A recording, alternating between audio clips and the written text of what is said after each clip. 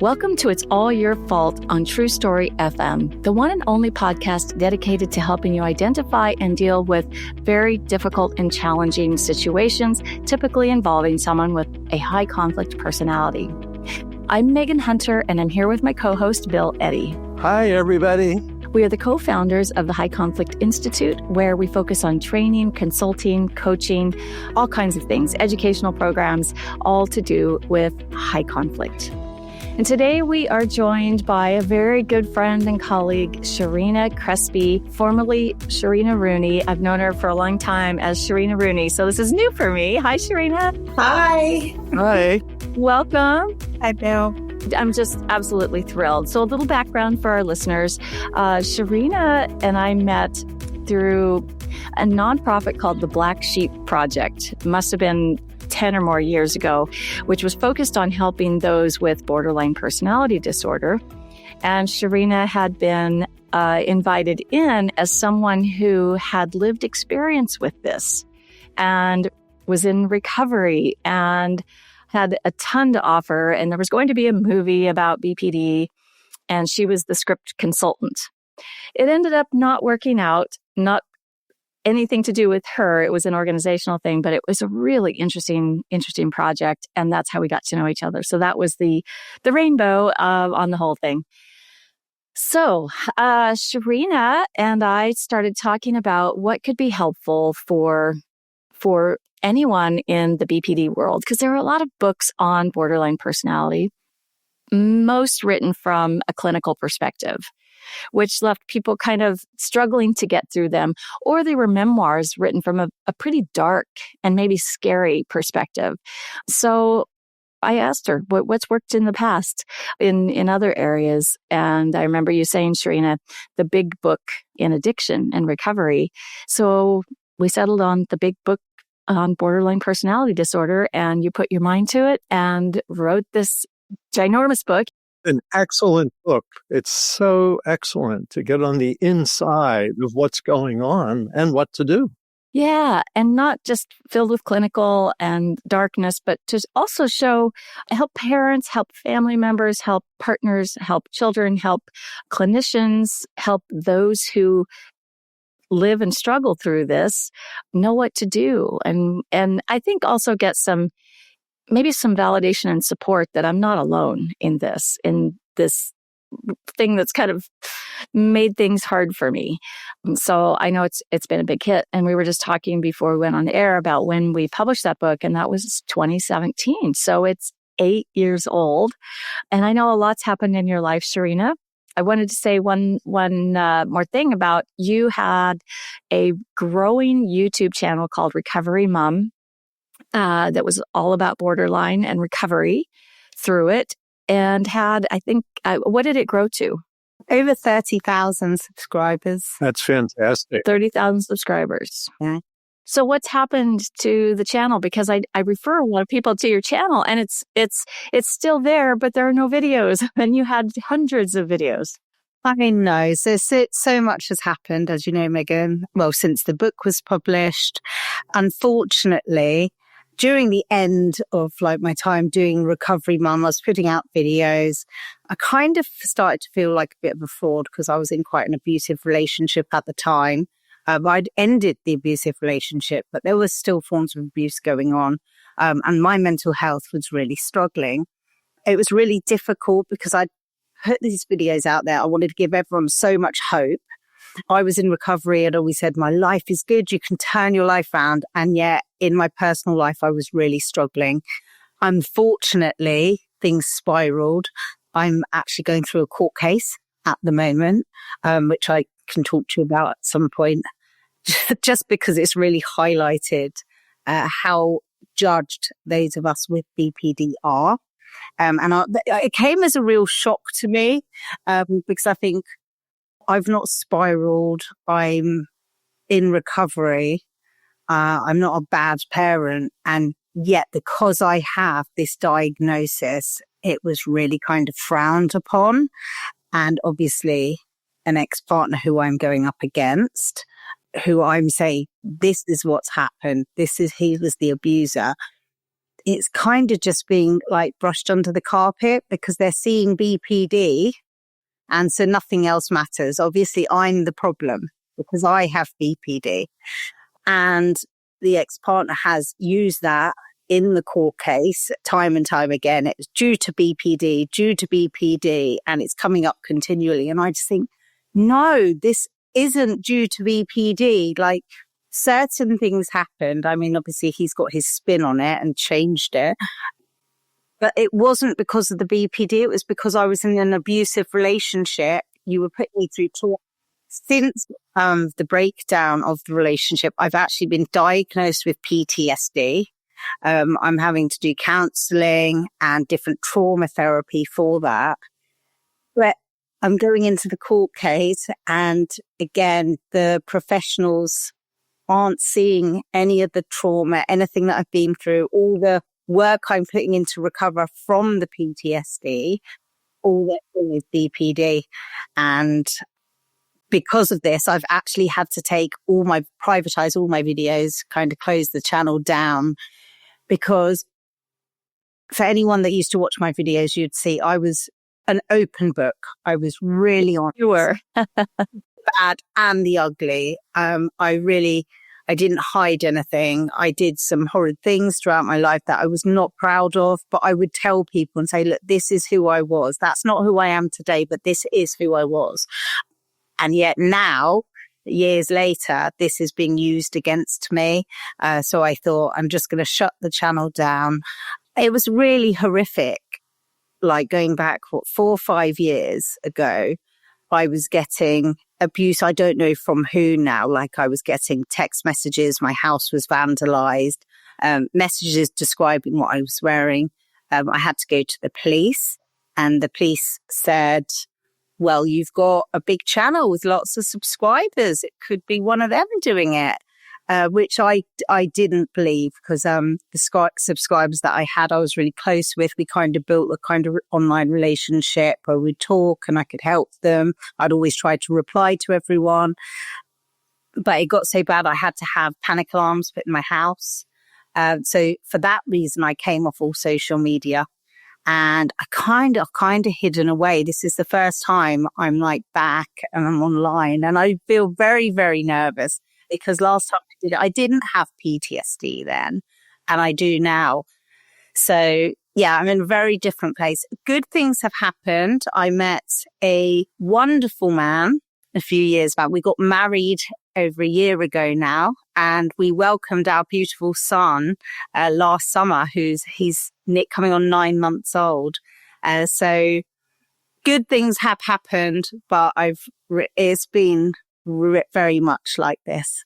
I just want to comment that you're such a good example of the difference between being in recovery and the before times, because that's where your insights in the book are so helpful to understand what was going on when you were active in your BPD.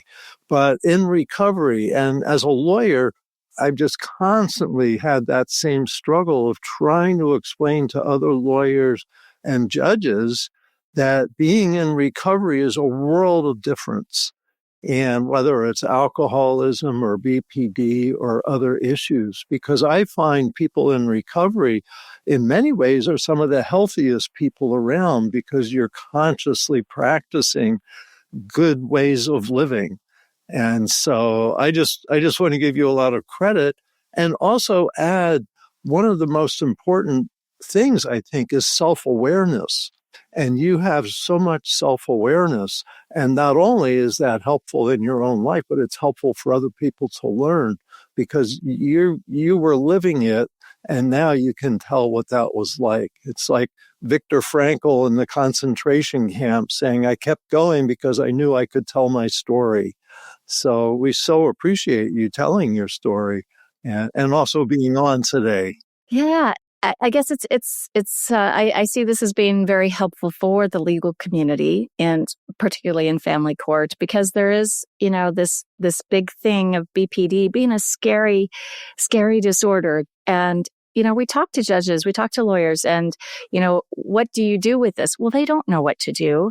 And it seems to have a big red banner on it, or circle with a cross, right?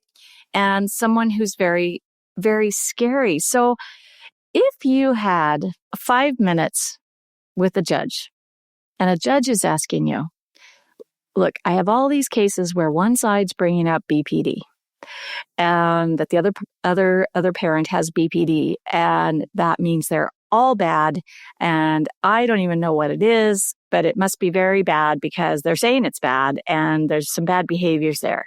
So I think that parents shouldn't have time with their children, or very much time, or all these restrictions around it.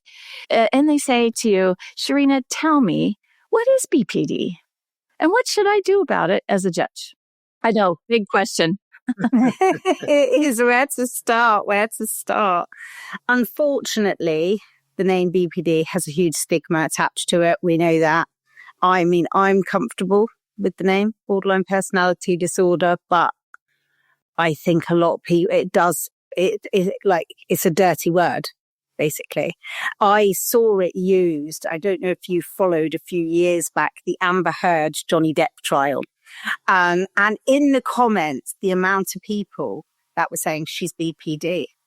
And now I'm very much on Johnny Depp's side. I don't believe she's BPD. I believe she's a narcissist. But the two often get confused. And again and again, I was seeing in the comments and I was getting so frustrated because it's just BPD. It's just BPD. And I'm like, no, that's not. It's narcissism. It's not BPD. I would say to a judge, if you've got someone with BPD in front of you, the advice I would say, are you talking about if children are involved? Right, if there's children involved. Yeah. First of all, don't just focus on the BPD. Focus on the person. What support network do they have? What are other people saying? What are the schools saying? Are the children always in school? Are they thriving? Are they doing well? Because if they focus just too much on this person has BPD, no, they can't be a good parent. It's like they're not looking at the bigger picture of what this person's like as a parent. I'm a good mum. My children come first. Even in my darkest days when I've really struggled, I've lent on people like my mum for support. Obviously, I have my husband. Luckily, I don't have those dark days now. So that's not to say they won't come. It happens. Recovery is like this. Yeah. But you did, right? In the past, when you did have darker days, you had supports, and not everyone will have supports, but I think most people might. Your mom, your stepdad, you had me, you had others Yes, you were so helpful. Yes, I did. And I'm really fortunate. I'm so fortunate to have had that. Obviously, not everyone does have that, but is the person that you're saying has BPD, are they self-aware? Because self-awareness is huge. If they've asked for help, they're already on the way to recovery. If they're in denial, it's a different story. But often, someone's got a doctor, they are seeking help. It's not a quick process. You can't just click your fingers and they're recovered. But as long as they're self-aware and they're taking steps to recover, that needs to be taken into account, as well as, obviously, the well-being of the children, which you can get from schools, from other caregivers, people around the children, family members. Another big thing I would say, if you have someone with BPD in the courtroom and they're going up against a ex-partner, whether it's a male or female, often I have found, and I've said to you, Megan, this is what I want to write my next book on. Those with BPD often get in relationships with highly toxic people. So chances are, yes, this person might have BPD, but the other person, chances are they're a narcissist or they have antisocial personality disorder. But these diagnoses aren't often diagnosed. Narcissists don't often get diagnosed. They just have it. So they're there with no diagnosis, and you've got the person with BPD that's under the care of a doctor, and the judge is just looking negatively at the person with BPD. And I feel like screaming sometimes, because I think, no, what about the other person? Just because they don't have a diagnosis, it does not mean they are like a good person. Often they have caused problems to trigger the person with BPD, and they really need to look at it as a whole, not just focus on the borderline personality disorder. Did I make any sense then? Yes. You did, but I want to ask you to add a little bit, because as I see it, when someone's in recovery from BPD, they're changing their behavior, and that the court needs to see what the good behaviors are. So what would you say were changes in your behavior as you went into recovery that you have now that are different from someone who's not recovering from BPD? Just interpersonal, parenting, etc. My life before was very chaotic. Going back years ago, I drank, I used drugs, I was really impulsive. That's not part of my life today. I try to have quite a structured routine. My life before was I had to be around everyone, socializing, partying. Now my life is my children. I keep myself to myself, more so now than ever before. And I think some of that is because of the trauma that I went through. I really kind of learned the hard way, like, don't trust everyone. I was so trusting. And now I said to my husband today, I said, it's awful. I said, because I used to just talk so freely with everyone. And now I'm so self-conscious. Like, what if I say the wrong thing? I see that. Do you? I see that. Yeah. I used to be such an open book, and now I see a much more measured, cautious approach, which is healthy, I think. It's more of a balance. Yes. Balance is so important. It makes me think about, a lot of judges now and courts and lawyers, the whole legal profession are in a lot of trainings that are trauma informed, right? Which is very helpful. But there's still, because they were in law school and not, in a PhD program in psychology, we can't expect everyone in the legal profession to understand trauma fully, understand borderline, narcissism, high conflict, any of that, right? And what I'm seeing is that as we become more trauma informed, I hope it's being helpful, and I think it is. But what I've observed is it kind of stops there. And what you're saying supports this, that it goes to a certain level and then doesn't go beyond maybe the entitlement informed and the cruel damaging informed that may come from that antisocial personality. And so just the professionals may only be seeing and focusing on that BPD and thinking that they're inflicting trauma on the other parties, which may be somewhat true and, before someone's in recovery. But then you have beyond trauma coming back to that person if they're in a toxic relationship with someone who is cruel, who is dominating, who does want to punish and destroy. So I guess it's tricky. We're putting people who really need a genuine big understanding with a ton of empathy to handle these cases. And yet we haven't helped them understand what this is and how to do it best. So I like, kind of full circle back to what you said about let's look at the whole picture. And okay, legal professionals, we can't expect you to understand all aspects of any of this, but look at that big picture and what's happening in the parenting, what's happening with the children, and look at maybe the reduction in incidences. So anyway, I think there's a lot to be learned. I think as well, speak to the children if you can. I know over here we have people called Kafkas, and they come in and they talk to the children, which they did with my children. They spoke to my children because it gives an idea on how the kids are. Are they happy? Are they healthy? How are they doing? If you for a judge, I think of my case, obviously, because it's the only one I've got to think of. If they look at it, you've got the woman here with BPD who he's written down, she loses it, goes mad.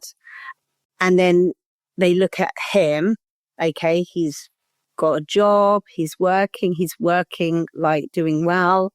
It's very easy to think, well, hang on, this is the bad person.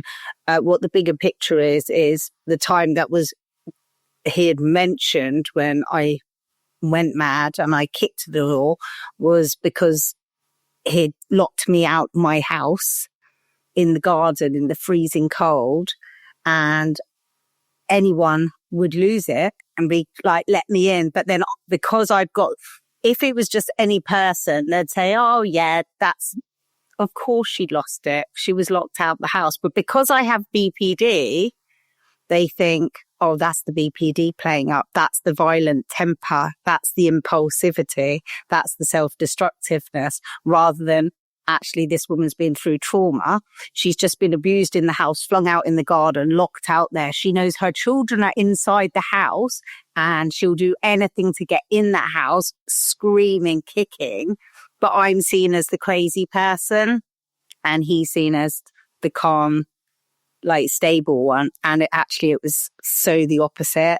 I don't know how we can show judges that. I think just like if they can just hear stories of that and just be really mindful that there are two sides to every story, and narcissists are very cunning and very good at getting you to believe their story, but it's often not the truth.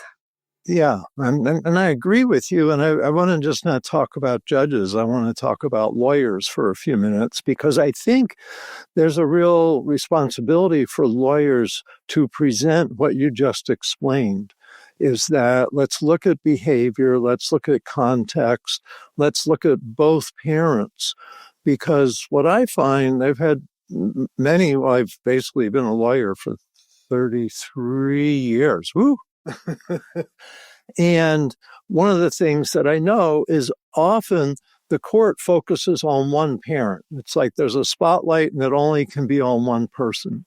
And so if there is a diagnosis, and much of the time there isn't a diagnosis, but there's a pattern of behavior, the thing is to look at both people, as you're saying, but also look at what are the patterns of behavior and present those to the court.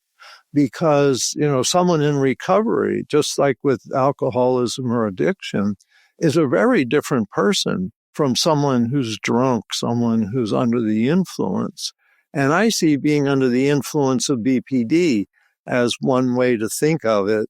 And that when someone's in recovery, they're not under the influence of that. They're under the influence of their new thinking and new behavior.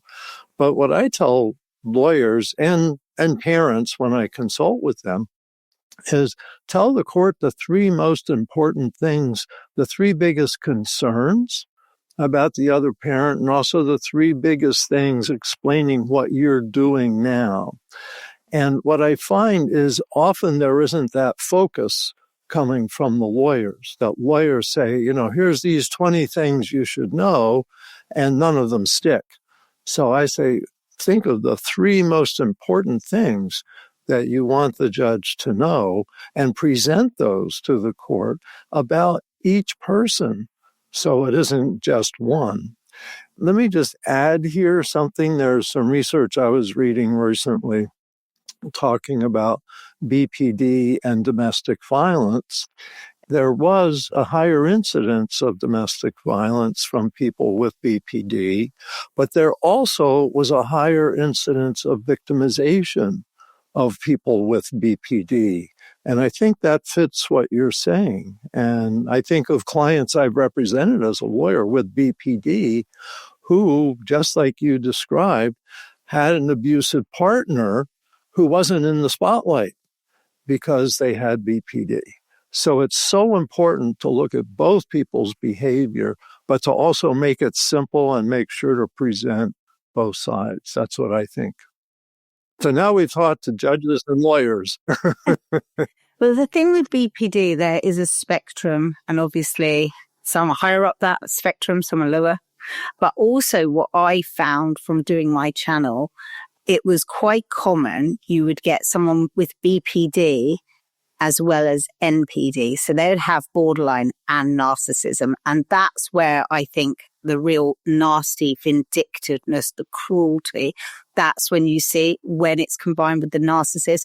I've never met or spoken to someone just with borderline personality disorder who has that vindictiveness and cruelness.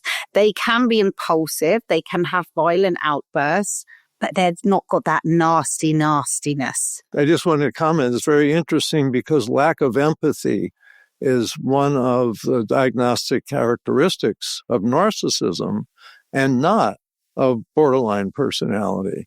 So that's very interesting. It's kind of the opposite with borderline, right? Yeah, in some ways, too much empathy. That's what I always say. Those with BPD, they're so empathetic, but often it's people with that high empathy that become the prey to a narcissist. And that's why you then see the two combined and you see those relationships a lot, someone with BPD and someone with MBD. That's a lot of family court.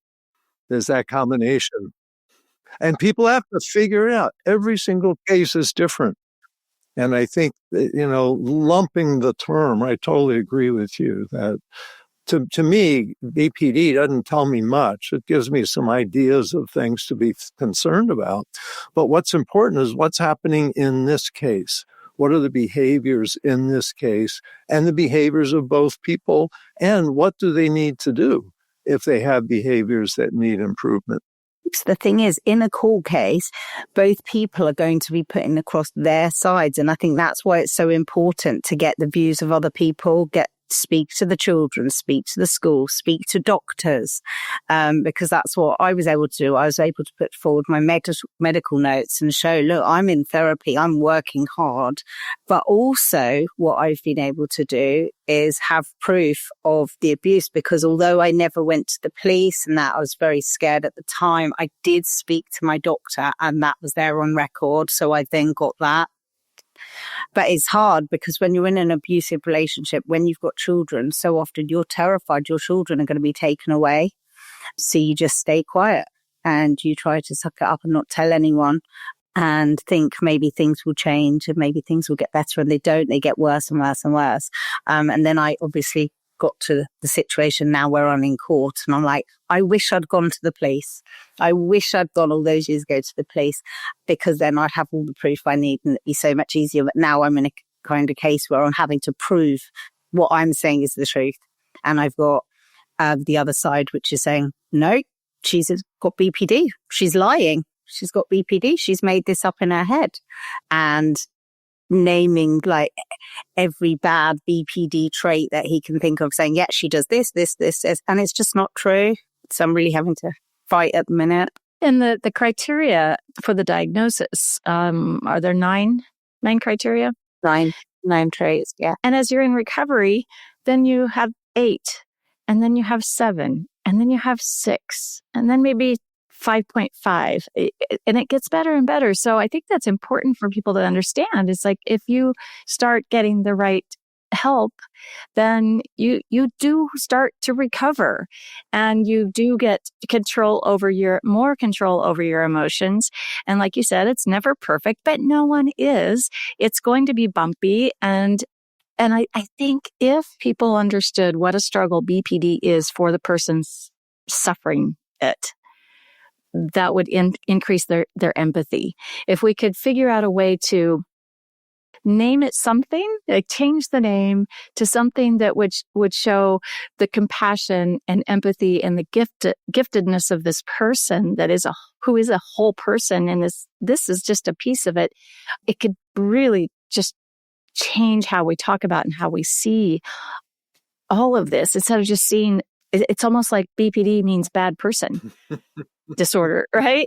And it's really unfortunate, because this is just a piece of a person who can get better and better, and it's just hard. So to put someone who is already struggling into systems, and I'm not just saying the family court system, and I'm not saying the family court system is bad. I'm just saying we're just unprepared, to really understand a lot of this. And really that's why we have you here today, is to kind of help everyone understand that you can get better. It's not a bad person disorder. No, I like the name emotion intensity disorder. I'm sure it's called that somewhere in the world, emotion intensity disorder. I like that. Over in the UK, they call it emotionally unstable personality disorder. And I hate that because it's like, it just screams like she's nuts, she's hysterical, she's crazy lady, like emotionally unstable. I don't like it, but I like emotion intensity because that's what it is, those extreme emotions. Let me throw in here. So Marsha Lanahan, who developed one of the most well-known treatments, DBT, dialectical behavior therapy, I think at one point she was lobbying for the term emotion dysregulation disorder, because it's really about regulating emotions. And that's what a lot of DBT is teaching people. And it's a learnable thing for most people. And that, I don't know, what do you think of that term, emotion dysregulation? Because I often use that. I like that term. It makes sense. It is what it is. Yeah. And it hasn't got those negative connotations, like it doesn't have that stigma attached that BPD does, unfortunately. Right. It also implies that you can have regulation. I would add that, in my own view, narcissistic personalities have a self-esteem dysregulation, and that they can learn that they're not up here or down here, but they can be, a normal in the middle. Again, learning regulation. And that's a big part of what all of this is. That's why we develop new ways for families to teach people to be more self-regulated in their emotions, their thinking, and their behavior. So I would agree. And emotion intensity certainly fits. So I think we have to think in terms of what to do, what can be done. And that BPD, I'll talk about therapists for a couple minutes, that when I became a therapist in 1980, I was trained to be I got my master's in social work in 1981. I became a licensed clinical social worker. And that was all before becoming a legal professional. And at that time, around 1980, there was a lot of fear of BPD because mostly people didn't know, and they didn't know that people could recover. By 1990s, Marsha Lanahan started having a big influence, did a lot of research, and really totally changed the mental health community of people who were dealing with BPD. But therapists who didn't have any experience with BPD still had the old prejudices. And I would say even today, many mental health professionals not having experience in treatment with BPD have the old prejudices that there's nothing you can do and this is a frightening thing. But people who've been trained in DBT, like I said, I've represented clients. I worked with a lot of clients with BPD in a psychiatric hospital and outpatient clinic with cognitive behavioral therapy and saw dramatic changes. So people no longer fit the diagnosis. So there's just so much lack of knowledge, even in the mental health community. But I think things like you're doing, speaking publicly, writing your book, are really, really helpful. So I want to encourage you to still do that as you do it with balance. Yeah, Shehrina, we're getting a lot of questions and requests from those in the mental health profession about personality disorders, period. And they say, look, we aren't getting this information from anywhere but High Conflict Institute. And in fact, I had I gave a 6-hour training to professionals a few weeks ago. And at the end of it, a psychiatrist came to me, introduced himself and said, I've been in the field for a while. And until today, I didn't understand how personality disorders worked, what they looked like.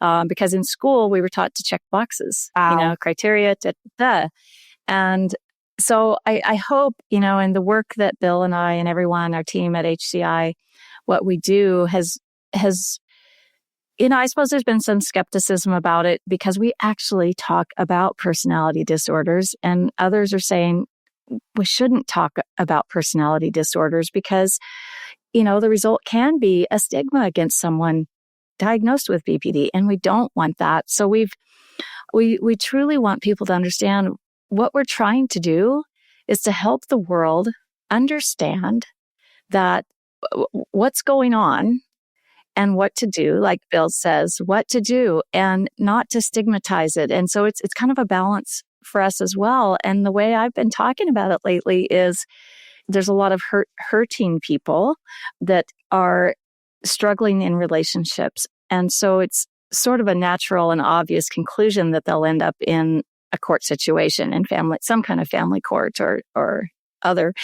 And we're expecting the professionals in these situations to know what to do with what can be a very complicated issue, right? These personalities. And so what we've tried to do, and this is, the work that Bill started a long time ago, is to help the world understand it in a very simple way, and a non-judgmental, a non-shaming, a non-blaming way.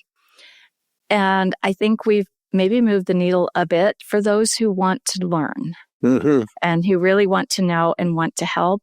There are others who are still probably afraid of it and not sure, what to think or do. But I think if we truly want to help, we all have to understand this.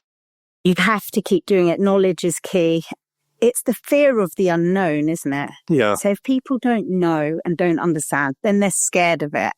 I got a 10-year-old son who has autism, and I was kind of terrified. I didn't know how to deal with him. He has the most awful meltdowns, and I just really had to learn about it, get to understand him, know what his triggers are, and work with him. And we're at a much better place now because he still has his meltdowns, but we can deal with them very quickly. And I'm not scared of it anymore, whereas before I was. But that's the thing. It is the fear of the unknown. And if people know about it, they're not going to find it so scary. Yeah. And thank you for that. I agree. And we're getting many people at trainings. I don't know about you, Bill, but more and more now, people are coming to me during breaks and at the end saying, wow, this is, a lot like autism. There's all or nothing rigid thinking, not just BPD, but, kind of the high conflict pattern of behavior, all or nothing thinking, unmanaged emotions, extreme behaviors. And then for high conflict, you got the blame, right? So they're talking about using the skills we teach with those who, may have some of those behaviors or a diagnosis. So I like to look at all of this as, like you said, Shehrina, on a spectrum. And these are just things that are happening in the brain. So why should we stigmatize BPD if we're not stigmatizing autism? They're both kind of brain differences. And my son has awful meltdowns. Like, he can be violent. I mean, he's young and he's a child, so it's different at the moment, but it's that same kind of thing. Yeah, exactly. And we don't stigmatize autism. We have sympathy and understanding, and we want to know more and to help. But with BPD, it's like, right. But I do think it is because a lot of people with BPD, not a lot, there's a few people with BPD that also have narcissistic traits. And unfortunately, those few have kind of made it seem so much worse, and everyone's tarred with the same brush. And it's really kind of unfair because most people with BPD aren't like that. Let me fill in some research here. So about 20 years ago, there was a big study done in the U.S. of personality disorders, the prevalence. And what they found was that about 40% of people with BPD also had NPD. So it's not unusual that you see that combination. But also, I think it was about 20% also have antisocial personality. And I know, because I dealt with these in my court cases, one of my absolute worst cases was a woman making false allegations who I believe, I actually got to talk to her therapist, was released. I'm really surprised I was released. But she said, yeah, my client has BPD and something else. And I said, antisocial. And she said, I can't disagree with you. Wow. And that combination, it was the antisocial that was making her lie. And when people go, someone has BPD or even has NPD, and they lie a lot, it's often antisocial traits. And so people mix these up, and like you said, they don't really know. And I think people also mix it up with bipolar disorder. So I remember a lawyer telling me one day, he says, Bill, my client went bipolar on me yesterday. Well, bipolar disorder tends to be over weeks and months that you see the high, the manic, and the low, the depression. Whereas with borderline, you can have mood swings within minutes. Per second. And I think that's what he was dealing with, but didn't know. And that's why so much education is needed. Like Megan said, I think we need to talk about this stuff publicly so people realize there's a whole range of difference. It isn't just one thing. Another thing I was going to quickly say is from like all the research and stuff I've done over the years, one of the closest things that I've seen to BPD is complex post-traumatic stress disorder. And we often see people that have BPD have also been through trauma. If judges had someone else, lawyers had in front of them someone with complex post-traumatic stress disorder, they would view that person very differently. You know, they would think, you know, they might feel sorry for them, feel bad, they'd want to know more, they'd want to help them. But you hear BPD and it's the opposite effect, unfortunately. Yeah. And for some people, there's unresolved trauma or PTSD in not BPD. And some people have both. That's what people need to understand, that the thing we want to teach is don't make judgments, figure out what the strategy of what to do should be. We've talked a lot about women, but Bill, what's the research say about women and men with this? That big study that said about 40% overlap with NPD said that men were around 47% of the people with BPD and women were around 53% of the people with BPD. So essentially equal. And that's part of what we see men who are violent. Some percent of them have BPD. And that's where, you know, we see more verbal from women and more physical from men. But it's really an equal opportunity destroyer, I suppose we could say. Yeah. All right. Well, thank you, Shehrina, so much for being with us. We put the book on sale 25% off on our website through the end of May. It's also available on Amazon. I put the UK Amazon, Australia Amazon, US Amazon links in the show notes. We appreciate you. We really wish you all the best in your new marriage and with your family. I know you're doing amazing. Thank you for, taking this kind of a risk with us and sharing information. I'm sure it will be helpful to many people. Thank you.